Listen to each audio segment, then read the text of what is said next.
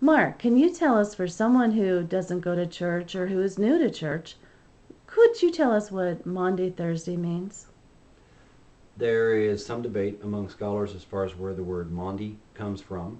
Some of them think that Maundy is kind of an Old English mispronunciation of the word mandatum, which was Latin for commandment. And that is because it was in that last meal where Jesus ate with his disciples the last time and left what's called the Last Supper. He also washed their feet, and he told them that whenever the primary commandment to them was to love one another. And so that was his final commandment. And his, in fact, whenever you read through the Gospel of John, that's the only commandment that he ever gave, was to love one another. And so that was his big commandment.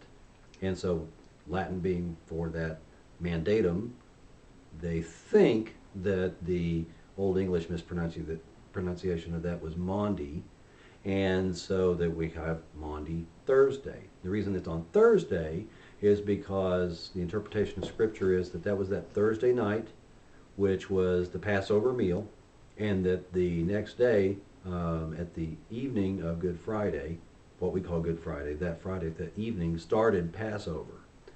And so that's where it starts our Easter weekend. And so that Thursday before Easter, we commemorate. We don't celebrate it because there really is no celebration really with Christ's death. It's the resurrection that we celebrate. Understandably. And so the commemoration of that is the Thursday before Easter.